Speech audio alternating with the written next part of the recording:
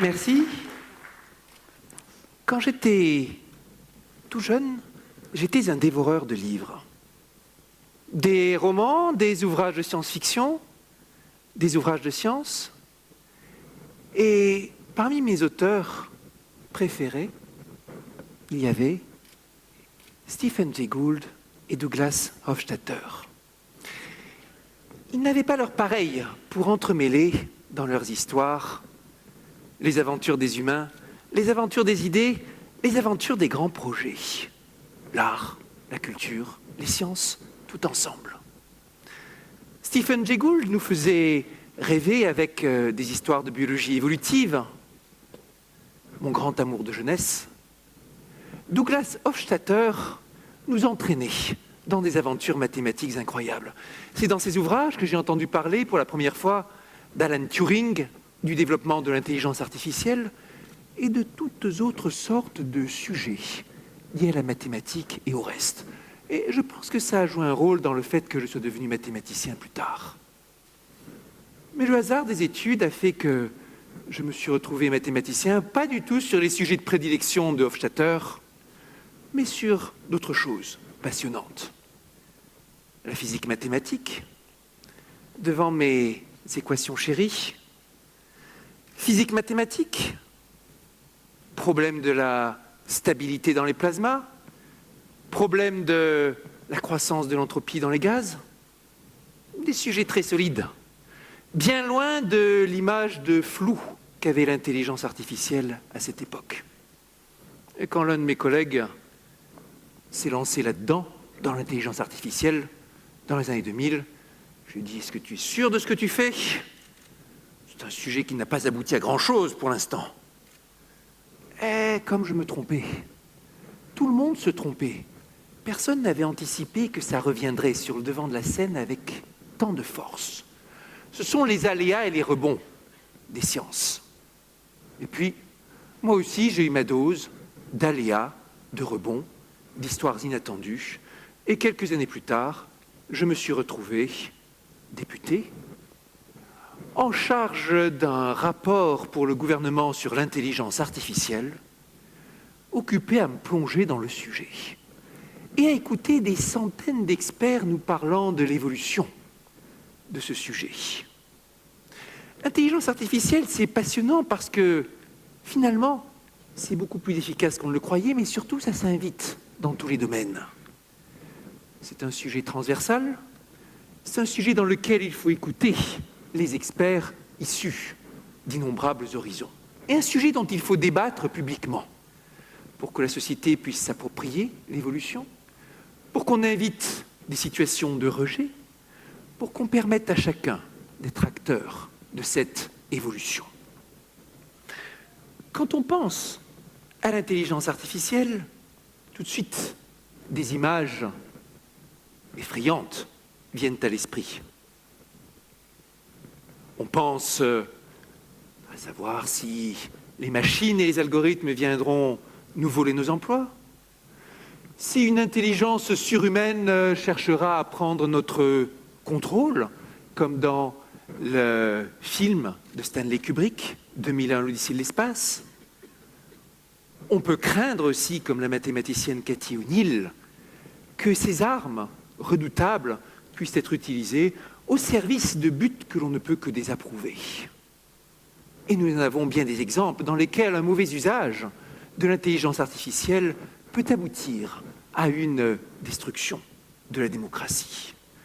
Et ce sont des peurs qu'il convient d'aborder de façon posée, en cherchant à faire tout ce qu'il faut pour qu'elles ne se réalisent pas.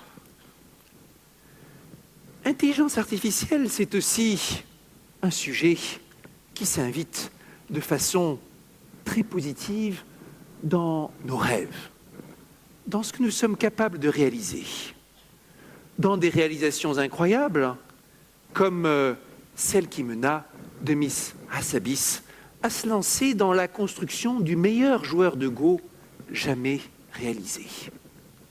Clic. Nous y arrivons. Le programme AlphaGo. Grâce aux techniques statistiques qui maintenant font le cœur des méthodes d'intelligence artificielle grâce aux techniques de renforcement qui permettent à l'algorithme de se perfectionner dans des directions qui n'ont jamais été essayées, fut mis au point un algorithme qui était plus fort que n'importe quel joueur de Go humain.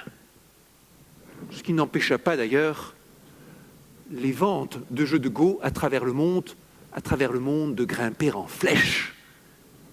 Signe que ce n'est pas parce que la machine nous dépasse que nous changeons nos habitudes, forcément. Et puis avec AlphaGo, nous avons appris des choses sur nous-mêmes. En particulier, que nous sommes de bien plus mauvais joueurs de Go que nous ne le croyions. Nous avions cette espèce d'arrogance de penser qu'on était proche de la perfection, et finalement on en était très loin. Et on rejoignait ici l'un des buts essentiels des pionniers de l'intelligence artificielle, comprendre nous-mêmes à travers le reflet que nous tend l'algorithme. Alors, le Go, si extraordinaire que soit cet art, c'est un jeu. Mais on peut appliquer l'intelligence artificielle à d'autres buts qui sont d'intérêt vital, en particulier la santé. Et il ne fait pas de doute que certains algorithmes sauveront la vie de certains d'entre nous dans le futur. En matière de santé, c'est pas comme dans le Go, on connaît nos défaillances et nos faiblesses. La difficulté de faire les diagnostics et tous les biais qui y sont afférents. Vous voyez cette image en haut à gauche? Pardon, si on peut revenir en arrière. Merci. Vous voyez cette image en haut à gauche? C'est une radio utilisée pour tester l'acuité du diagnostic humain. Mais on y a reproduit une variante d'une expérience très connue en sciences de la cognition. On y a inséré, et vous le voyez peut-être, une image d'un gorille. Ouais. Et, croyez-le ou pas, la grande majorité des experts à qui on demande d'analyser l'image ne remarquent pas qu'il y a un petit gorille qui a été inséré dans la radio. Habitués qu'ils sont à détecter certains types d'images. Eh oui, ce sont nos biais, nos habitudes, et il faut en avoir conscience. Alors, il y a d'autres problèmes en médecine qui sont considérables. En particulier le fait que ça porte sur tellement de paramètres, tellement de pathologies possibles, qu'on a du mal à identifier les leviers, les tenants, les aboutissants. Mais aussi, certains vous expliquent avec des arguments qu'il faut prendre au sérieux que la majorité de la recherche qui est publiée dans ce domaine ou dans d'autres sciences ayant trait au vivant sont fausses. La plupart du temps, par manque de rigueur statistique. Cependant, on a de grands espoirs sur le fait qu'il y a une révolution qui est en marche en médecine. Du fait qu'on a accès à quantité de nouvelles données par rapport à nous-mêmes, et bien sûr, la possibilité de faire du séquençage génomique à grande échelle, mais aussi de nouvelles méthodes d'exploration. La méthode Clarity développée aux États-Unis, ou l'échographie du futur développée en France dans le sillage des recherches de Matthias Fink sur le retournement des ondes. Bref, beaucoup de nouvelles données qui vont nous permettre de perfectionner notre connaissance de nous-mêmes.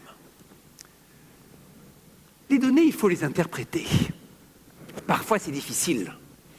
Dans l'un de ses textes les plus marquants, Stephen Jay Gould nous parlait de son voyage émotif et intellectuel quand il a voulu en savoir plus sur le cancer qu'il avait touché lui-même. Après l'opération, le voilà qui fouille la littérature scientifique sur ce sujet et qui découvre qu'il n'a guère d'espoir à avoir. Les statistiques sont déprimantes, la médiane de survie très basse. Et puis il réfléchit, et grâce à sa formation de scientifique, comprend qu'il faut prendre en compte toutes les données statistiques, et que finalement la médiane n'est pas le seul indicateur statistique qui est important pour lui. Et finalement, il a survécu à ce cancer. Ceci nous rappelle combien il est difficile d'interpréter des données sophistiquées, qu'elles soient en petit nombre ou en grand nombre. Dans le cadre biologique, nous avons des données extraordinaires, par exemple, pour la génétique. Et cette frustration extraordinaire que nous savons si bien connaître le génome et nous avons tant de mal à en définir, à en déduire le phénotype, la façon dont nous sommes constitués. L'intelligence artificielle fournit une piste pour résoudre ce dilemme, d'une façon qui n'est pas pleinement satisfaisante, bien sûr, mais qui est impressionnante, en donnant à apprendre à l'algorithme quantité d'exemples de génotypes et de phénotypes. Dans cet exemple, le chercheur Riccardo Sabatini, dans un exposé à TED, nous montre comment fonctionne l'algorithme, comment il est capable, par exemple, de reconstituer le visage probable à partir du génome. Ici, à droite, le visage reconstruit à partir de son propre génome, à gauche, son vrai visage. Avec quelques éléments en plus, il est vrai, la liberté de jouer sur son système pileux, un tout petit peu d'embonpoint, dirait-on, par rapport à la simulation, mais quand même une grande précision. Ça fait rêver. Ça évoque aussi toutes sortes de débats qui ne manqueront pas de se poser. Qui viendra témoigner devant le tribunal de la fiabilité de telles méthodes quand elles sont utilisées dans des enquêtes ? Et beaucoup d'autres sujets. Et puis l'intelligence artificielle servira aussi pour la formation, pour l'entraînement de nos médecins, de nos chirurgiens, pour la meilleure connaissance de nos organes. Elle servira encore, elle sert déjà à faire des prothèses intelligentes qui s'adaptent aux besoins des personnes, à permettre à des personnes handicapées de découvrir de nouvelles possibilités, de piloter un mécanisme, un drone, un clavier, par le mouvement des yeux, ou même par la pensée. Parmi les belles start-up, quantité de start-up qui naissent sur ce sujet, sur le thème intelligence artificielle et santé, en France et ailleurs, je mentionnerai Cardiologues, qui s'occupe de faire du diagnostic automatique à partir d'électrocardiogrammes, une petite révolution dans le domaine qui s'annonce, ou encore Therapixel, qui a remporté tout récemment un concours mondial sur la reconnaissance automatique de cancer du sein à partir de mammographie. Signe, s'il en était, de la qualité des startups françaises en la matière, dans un sujet dont l'intérêt s'annonce de plus en plus grand. Avec l'intelligence artificielle, le contact entre l'expert et les personnes du secteur est vital, que ce soit au point de vue pragmatique ou au point de vue théorique. Il y a quelques années, Emmanuel Candès, mathématicien en poste à Stanford, l'un des experts dans certains domaines d'intelligence artificielle, nous parlait de sa collaboration suivie avec des médecins dans un hôpital pour mettre au point de nouvelles techniques d'analyse du signal qui permettent de réduire d'un facteur 8 le temps qu'il vous faut pour passer dans un scanner. Un exemple de collaboration passionnante qui ouvre de nouvelles voies et de nouveaux rêves dans le dialogue entre la mathématique et les autres disciplines. Avec l'intelligence artificielle, nous en venons aussi à mieux connaître notre propre biologie. Et tout récemment, grâce à des techniques de reconnaissance automatique d'images, a été résolue une controverse centenaire portant sur la structure de notre cerveau, l'existence de ce que l'on appelle le fascicule occipital vertical. Un exemple parmi bien d'autres. Des sujets fascinants, des sujets qui nous emmènent vers de nouveaux horizons scientifiques. Et des sujets qu'il va s'agir aussi de mettre en musique au mieux avec la société et les entrepreneurs, à travers de nouveaux lieux pour le dialogue, de nouveaux modes de collaboration. Comme dans le projet collaboratif Epidemium, porté par le laboratoire d'innovation citoyen La Paillasse et le laboratoire Roche, mettant ensemble de très nombreuses compétences au service de la lutte automatique contre le cancer. Pour autant, le chemin est pavé d'embûches. Pas plus tard qu'hier, lors d'une conférence de presse avec le ministre en charge du numérique, Mounir Majoubi, je présentais les premières conclusions, le rapport d'étape de notre mission sur l'intelligence artificielle, en faisant la liste de nombreux freins sur ce domaine qui restent à résoudre. Des questions liées à notre politique d'économie et d'innovation, liées à notre système de formation, des barrières liées à notre organisation en termes de collecte, de partage des données qui sont si importants pour alimenter les nouveaux algorithmes, des freins législatifs, matériels, financiers, culturels. Toutes sortes d'obstacles que nous serons en mesure de vaincre, j'en suis sûr, au niveau de la France et au niveau de l'Europe, car le jeu en vaut la chandelle et car il est passionnant.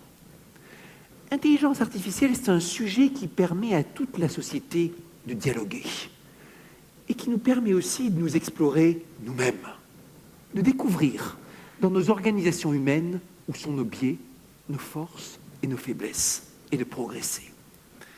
C'est un sujet aussi qui nous amène vers de nouveaux horizons scientifiques passionnants. Tout récemment, je lisais l'ouvrage de Leslie Valiant, l'un des théoriciens les plus originaux de l'informatique, insistant sur le fait qu'il doit y avoir un fort parallèle entre les performances extraordinairement fortes, inattendues des algorithmes d'intelligence artificielle, émergents par exemple des techniques de réseau de neurones, et les performances incroyables, inattendues qu'a montré l'évolution des espèces, à forger des organismes complexes, organisés, structurés, de façon incroyablement efficace. Finalement, peut-être que l'évolution des algorithmes et l'évolution de la biologie est intimement liée.